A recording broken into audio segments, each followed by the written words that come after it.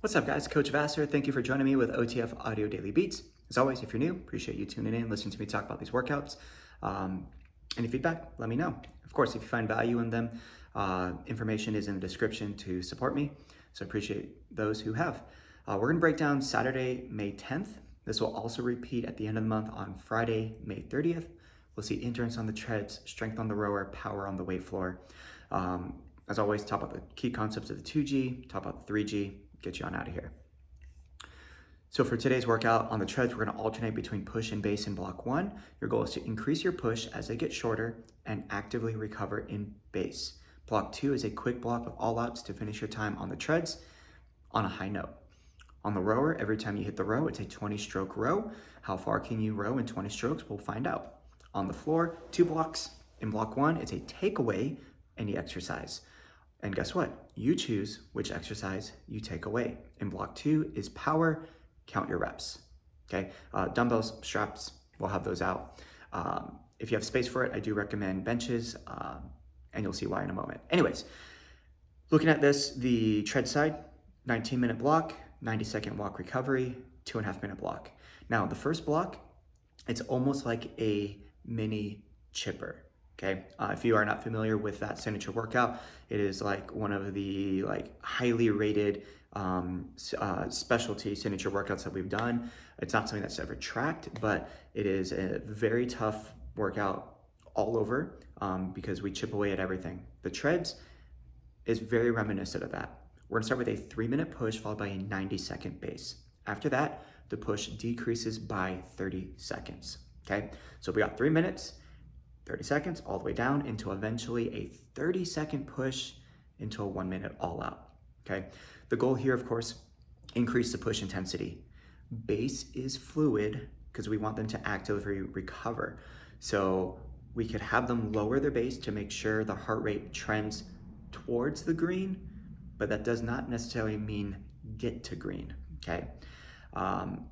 Past few weeks have had a lot of workouts similar to this, and one of the reoccurring themes of social media reels is coaches dogging on members for taking a walk recovery during their base on an endurance day, but then taking base on a walk recovery during a power day. So treat this almost like a seesaw or a yin and yang give and take effect. Okay, so 3-minute push, 90 base, 3-minute push, start conservative. 1 or even just half, 0.5 to 1 over their base is a great place to start. Power walkers, 4% or greater. They hit their base for that first one, keep it where it is. The next round, 2.5-minute push. Power walkers, go up 1%. Joggers and runners, maybe only add 0.1, but only take away 0.1 from their base. So whatever they add, maybe that's what they take away from their base. And just keep it like that. So they might widen the gap, but it's in a place where after a few rounds, their base is still pretty close to their initial base speed, right? Because it might get to the point too, where especially we see equal work and recovery, the 90 base, 90 push, 1-minute push, 90 base. They don't have to take away from that base anymore because they're spending more time in recovery, so their heart rate should start to trend downward. And keep in mind, towards the green is not the same thing as get to green. So highlight beats per minute rather than the color zone. Where was their heart rate? About 15 seconds into their base, because that point is when the heart rate starts to level out, okay? So they're 15 seconds into a 90-second base. Where's your heart rate? In about a minute 15 into the base, is their heart rate lower? Even if it's only 2 or 3 beats per minute. If it's lower, it's trending towards the green, okay? So this is one of those days where education from the coach is very vital, even if the members don't want to hear it, okay? Because at the end of the day, we want to educate these people of the benefits of what we're doing. That way they get that invested buy-in of the product to make sure that they do work towards their fitness goals and have a healthier lifestyle. They feel better, they move better, and they feel stronger, and they look stronger, right? Both inside and out. That's the first block. It's very simple, 19 minutes, push bases multiple times. After their 90-second base, 30-second push, they finish with a 1 minute all out. That 1 minute all out, keep it very simple, 2 over their base speed, 10% or greater if they power walk, so on and so forth, and then use that as a springboard for the next block, okay? In block number 2, a very typical bonus block that we see a lot of, 30-second all out, 30-second walk, a total of 3 times, okay? So, hey, what did you do for 1 minute? Could you at least do that for 30 seconds after 19 minutes of nonstop work, right? It's a very realistic goal for them to be able to do, and especially because they only get 30 seconds to recover before we ask them to do it again, right? So, hey, what did you do for a minute? Let's maintain it. And also because it's a half duration effort, if they're feeling good, they have that opportunity to increase their all out and feel even better about themselves, okay? Now, when we look at the weight floor, the first block is gonna be the longest one, of course. In total, there's gonna be 6 exercises. In round 1, they do all 6. Then they go to the rower and they do a 20-stroke push row. Very similar to the row from the day before, or 2 days before on the Thursday.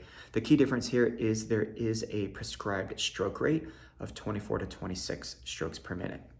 Now, this might seem a little counterintuitive, but with the goal of trying to match or beat their distance, have them start at a higher stroke rate with a little bit less leg drive. Yes, they will finish their 20 strokes slightly faster. Once they finish, they rack up their handle, they go back to the weight floor. Now they'll do 5 movements. When they come back to the rower, check their distance, tap new interval. If they got signed out, of course, sign back in, then what they did previously will be displayed there.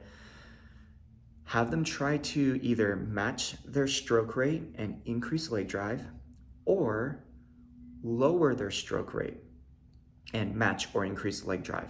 By lowering the stroke rate, it's going to spend more time in the recovery phase, which means the water is doing more of that work to collect distance for them before they drive back again, okay? So after 5 rounds, they might be down towards like a 24 stroke rate, but closer to like 8 or 9 out of 10 on that leg drive for every push back. Whereas when they started, maybe they're at 26 strokes per minute, but maybe 5 or 6 on that stroke rate, okay? Now, as far as the movements go, strap pull-up, explosive tempo chest press, strap squat to rotational low row. So this is when they'll start with the arms straight, they'll squat down with the arms straight. When they stand up, they'll rotate, drive those elbows up, thumbs go up, and then back down, or thumbs back, elbows back, thumbs up, and then drop back down.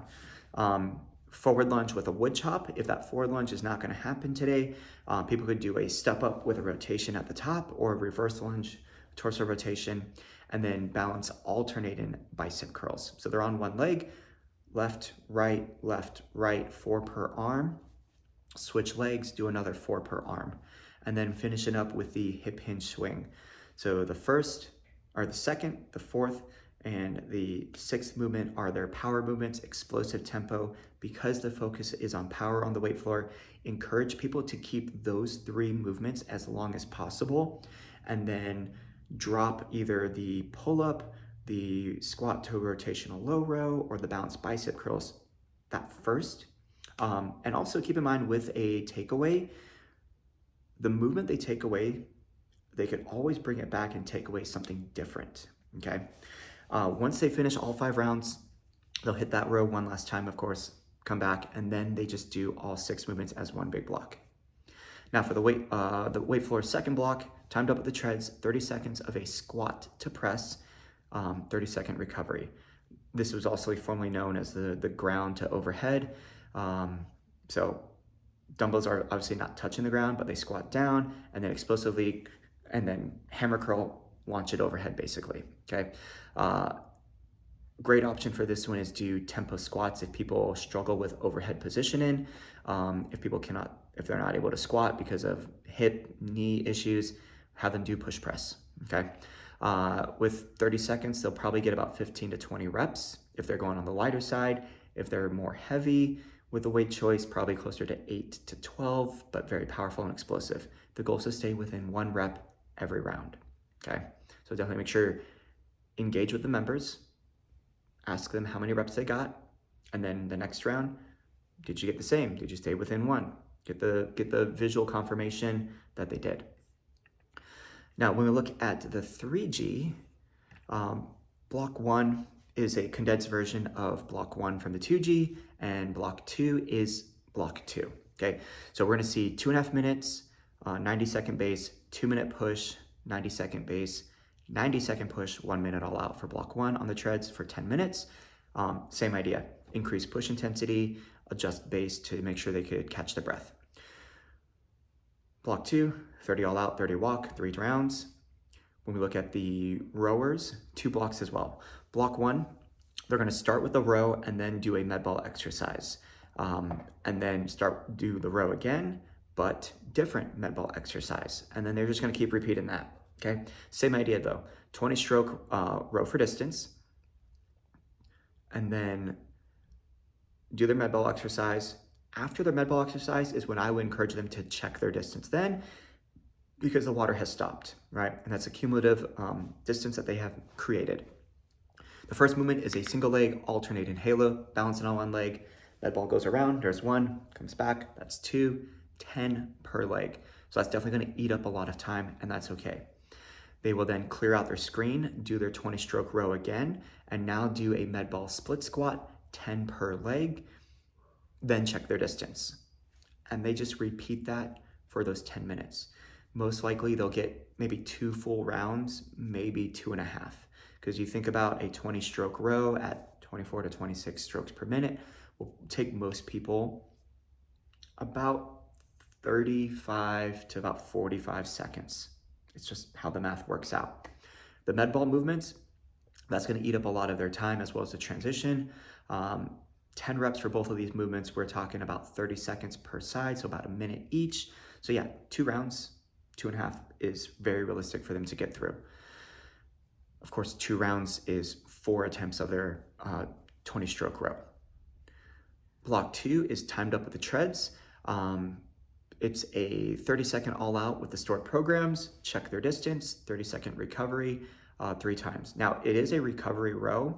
What I would have people do is as soon as they finish their 30-second all out, check their distance, hit stored programs, and then just easy row. When you say 3 of the 3, 2, 1, hit use.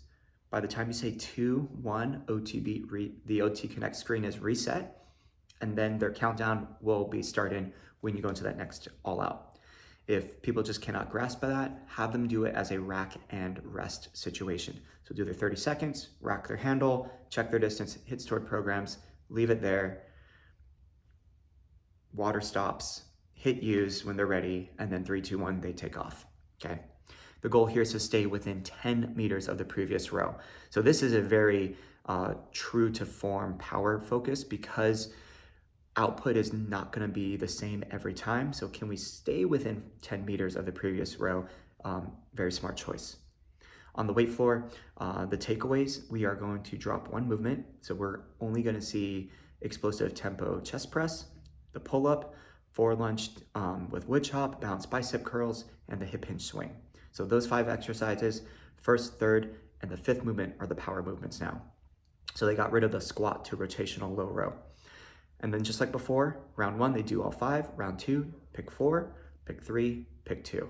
And then do all of them as 1 big block. Block 2, squat to press for 30 seconds. Stay within 1 rep. There's Saturday, May 10th, and Friday, May 30th. Any feedback, let me know. Any questions, as always, reach out to me. More than happy to deep dive in any messages. You guys have a good one. Coach it down.